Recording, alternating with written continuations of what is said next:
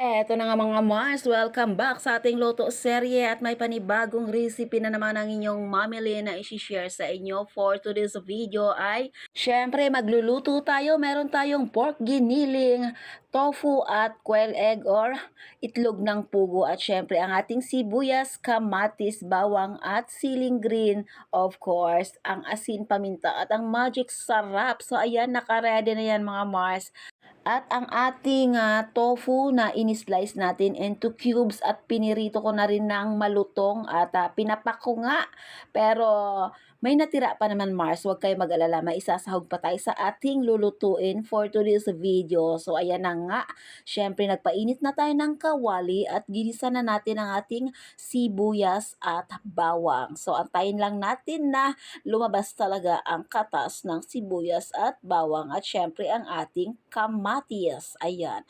So, sa panahon ngayon, dahil mura nga ang kamatis, dahil tag-araw, season ng kamatis, so wag natin tipirin. Dahil napakasarap at napakaraming benefits nito, Mars. Dahil tomato is rich in lycopene. 'Di ba? May pa-trivia tayo sa side na 'yan. So, eto na nga mga Mars. Syempre, durug-durugin lang natin maigi ang kamatis para lumabas talaga ang kanyang pinaka-sauce bago pa natin ilagay ang ating pork giniling. At syempre, mekos-mekos pa rin hanggang ma-absorb nung giniling ang lahat ng ginisa natin sibuyas, bawang at kamatis. Ayun, manuot nga ang lasa doon sa ating pork giniling at syempre seasoned with salt and pepper at magic sarap. So, pakuluan lang natin maigi yan, Mars. Naglagay tayo ng onting water para maluto talaga ng gusto ang ating giniling and then ang ating tofu. So, may natira pa nga sabi ko at pinagtripan ko ang papakin kanina. Napakasarap, Mars.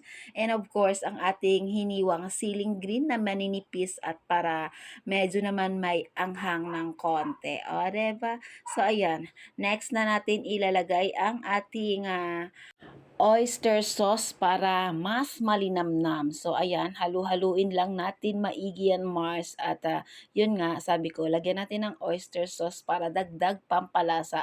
And of course, ang ating pork cubes para lasap na lasap at hamiting-miti pa rin ang ating nilutong pork giniling with tofu and itlog pugo. So, ayan, syempre tinikpan na natin at ang pinakahuli ay ang ating quail egg or ang itlog pugo na atin nga binoiled at binalatan, of course.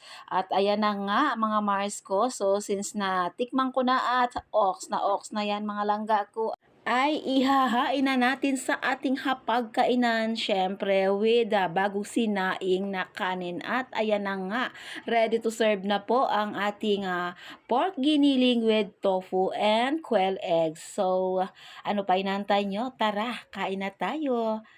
Na may kasama pa pala nga pinirito nga daing na bangus na napaka-crispy din. So, mga langga ko, kung nagustuhan nyo nga ito aking recipe at aking video ay paki-like, comment down below at paki-share naman and follow for more updates sa ating panibagong mga recipe na isi-share pa sa inyo on our next video. Thank you so much and God bless you all.